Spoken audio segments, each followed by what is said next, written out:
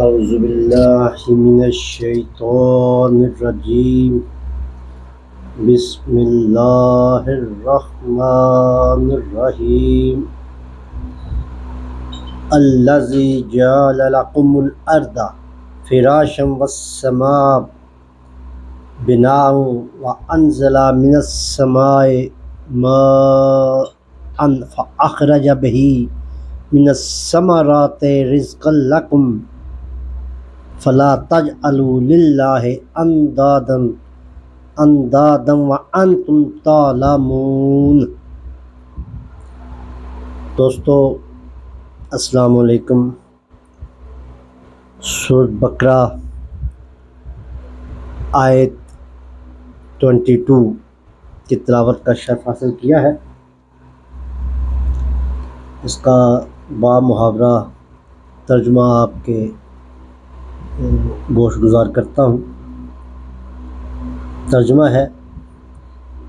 جس نے تمہارے لیے زمین کو فرش پیدا کیا اور آسمان کو چھت، اور آسمان سے پانی اتارا، پھر اس کے ذریعہ پھل نکالے، تمہارے لیے رزق، سو اللہ کے لیے کوئی شریک نہ ٹھہراؤ اور تم جانتے ہو۔ دوستو، اس آیت کو سمجھنے کے لیے ہم کوشش کریں گے ایک دوسرے کو سمجھنے کی کہ اللہ تعالیٰ جی اس آیہ مبارکہ میں ہمیں کیا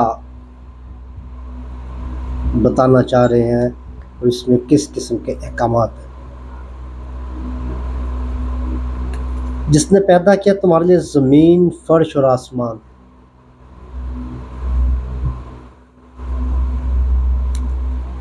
یہ جو زمین ہے اور یہ چھت ہے، جو آسمان ہے اس کو چھت کہا گیا ہے۔ یہ جتنے ہمارے 9 سیارے ہیں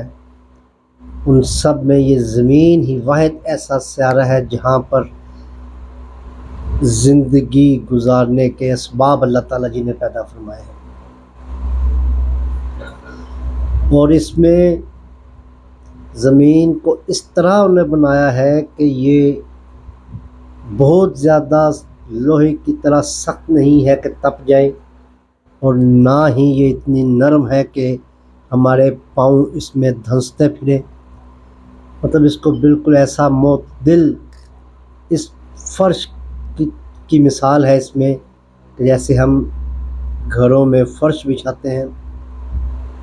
کہ اس کے اوپر چلنا آسان ہو،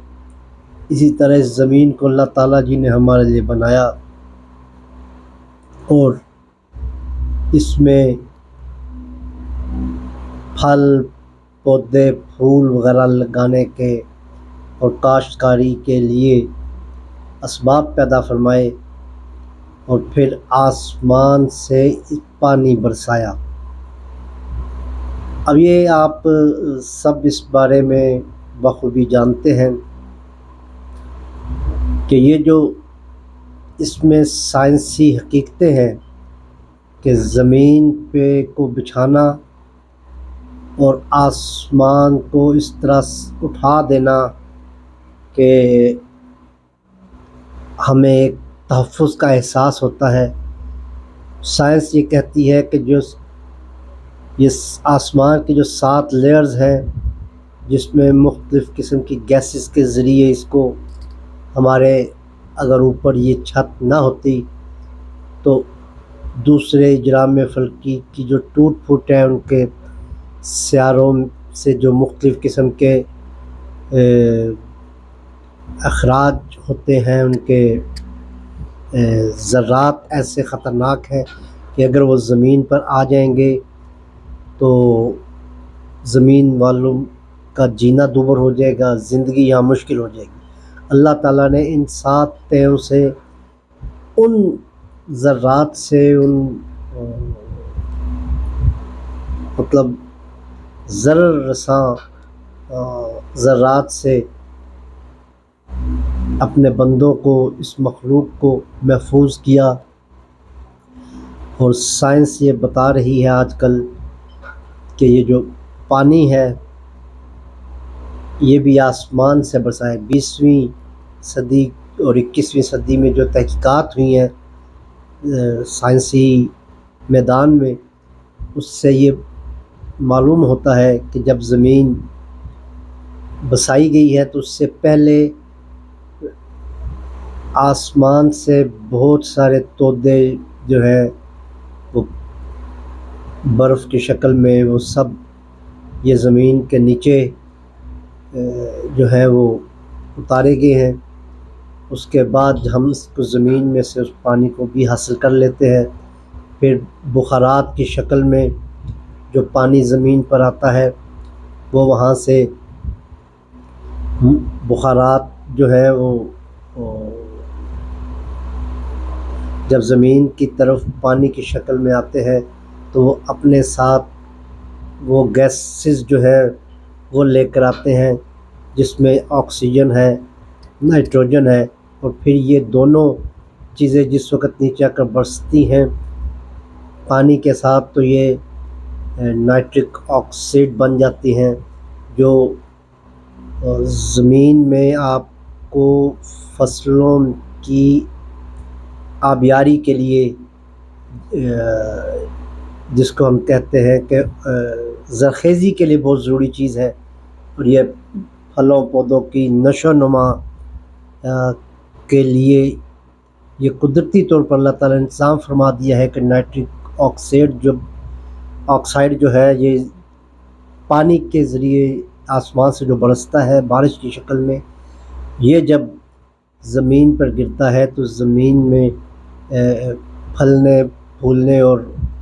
پودے جو ہیں اس میں پھل پھول اور سبزیاں لانے میں یہ بارش جو بہت معاون ثابت ہوتی ہے، اس سے زمین میں زرخیزی پیدا ہوتی ہے۔ ان سب کے بعد اللہ تعالیٰ جی کہتے ہیں کہ یہ سب کچھ تم جانتے ہو۔ یہ جو اس وقت کے مشرک تھے مکہ میں وہ بھی جانتے تھے کہ خالق جو ہے وہ صرف اللہ کی ذات ہی ہے، لیکن انہوں نے دیوی دیوتاؤں دوسری چیزوں کو اس میں بعد میں شریک کرنا شروع کر دیا کہ یہ ان کی بیٹیاں ہیں اور ان کی سفارشیں اللہ کے ہاں قبول کی جائیں گی، پر یہ غلط بحث ان کے درمیان پیدا ہو گئی، اور اس آیت نے ان تمام دیوی دیوتاؤں کا رد جو ہے وہ کر دیا ہے۔ آپ کو یہ بات میں اس لیے بتانا چاہ رہا ہوں کہ آج کل تو شاید یہ چیزیں نہیں ہیں، اتنے اب لوگ نہیں سمجھتے ہیں آج کل دیوی دیوتاؤں کا نہیں ہے، لیکن جس دور میں قرآن پاک اتر رہا تھا اس وقت آسمان کا دیوتا، درختوں کی پوجا ہوتی تھی، آسمان کو، سورج کو، ان سب کو پوجا جاتا تھا، اور ان کے مختلف ابھی بھی شاید یہ ہمارے ہمسائے میں انڈیا میں آسمان دیوتا اور یہ درختوں کی پوجا، اور ابھی آپ سانپ دیوتا بھی وہاں پہ دیکھتے ہیں، لیکن سب کی قرآن میں یہ نفی کر دی گئی ہے۔ اس نے کہا کہ یہ سب انسان کے لیے پیدا کیے گئے ہیں اور انسان کی ہی خدمت کے لیے، یہ آسمان ہے، زمین ہے، اور صرف آسمان اور زمین کا ذکر کرنے کے بعد یہ ضروری نہیں ہے کہ دوسرے سیارے جو ہیں وہ ان سے کوئی الگ ہے، وہ بھی انسان ہی کی خدمت کے لیے ہے، اور انسان کو زیب نہیں دیتا کہ وہ ان کے آگے سجدہ ریز ہو۔ سب سے بڑی بات یہ ہے کہ جانتے بوجھتے ہوئے کہ یہ تخلیقات تمام اللہ تعالیٰ کی ہیں، ہم اس کے مقابل کسی کو کھڑا کر دیں اور اس جیسے ہی طاقتوں کا مالک کسی اور کو سمجھے، جس طرح ایرانیوں میں یزداں کے مقابلے پہ اہرمن کا تصور ہے کہ جیسی طاقت یزداں کی ہے ویسی اہرمن کی ہے، تو یہ تصور اسلام میں بالکل نہیں ہے۔ اسلام میں صرف اللہ ہی کی معیشت کو دخل ہے۔ نبی اکرم صلی اللہ علیہ وسلم سے عبداللہ بن مسعود رضی اللہ عنہ نے پوچھا کہ یا رسول اللہ صلی اللہ علیہ وسلم یہ سب سے بڑا گناہ کیا ہے؟ نبی اکرم صلی اللہ علیہ وسلم فرمایا اللہ تعالیٰ کے مد مقابل کسی کو کھڑا کرنا یا اس کی ذات و صفات میں کسی کو شریک ٹھہرانا، اس کو سب سے بڑا گناہ قرار دیا۔ اور اس کے ساتھ بڑی یہ اہم بات ہے کہ مجھے صحابی کا نام نہیں یاد آ رہا ہے۔ ایک دفعہ نبی اکرم صلی اللہ علیہ وسلم کو ایک صحابی نے رضی اللہ عنہ نے فرمایا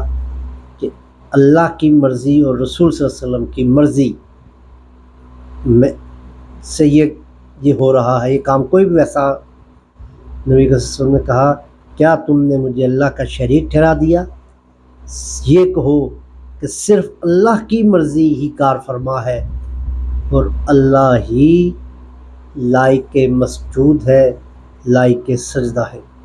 تو دوستو اس آیت سے تو ہمیں یہی پتہ چلتا ہے کہ وہ خالق ہے تمام اشیاء کا، جو بھی کچھ تخلیق کیا گیا ہے وہ سب اللہ تعالیٰ نے کیا ہے اور اس کے اندر ساری کی ساری مرضی اسی کی ہے، اور سارے نظام جو یہاں پہ چل رہے ہیں وہ سب اللہ کی مرضی سے ہے،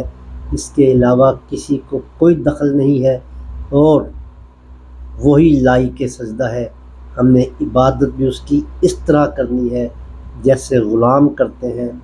غلام کی اپنی مرضی نہیں ہے، جس طرح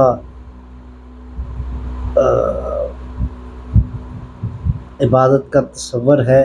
کہ آپ صرف اللہ کی عبادت کریں غلاموں کی طرح۔ عبد غلام ہی سے، عبد کے معنی غلام کے ہی ہے۔ تو میں تو یہی سمجھا ہوں کہ اس کی مرضی کو ہر معاملے، ہر قوانین فطرت میں اس مرضی کے علاوہ کسی کو دخل نہیں ہے، لہذا اس کی عبادت میں بھی کسی کو شریک کرنا یہ اللہ رب العالمین کی شان میں ایک گستاخی ہے، ایک کیا کہنا چاہیے کہ مطلب زیب نہیں دیتا ہے کہ اس کی شان میں کسی اور کو بھی شریک کیا جائے۔ لہذا عبادت صرف اللہ کی اور تمام مخلوقات انسان کی خدمت کے لیے اللہ تعالیٰ جی نے پیدا فرمائی ہے۔ وما علینا الا البلاغ المبین۔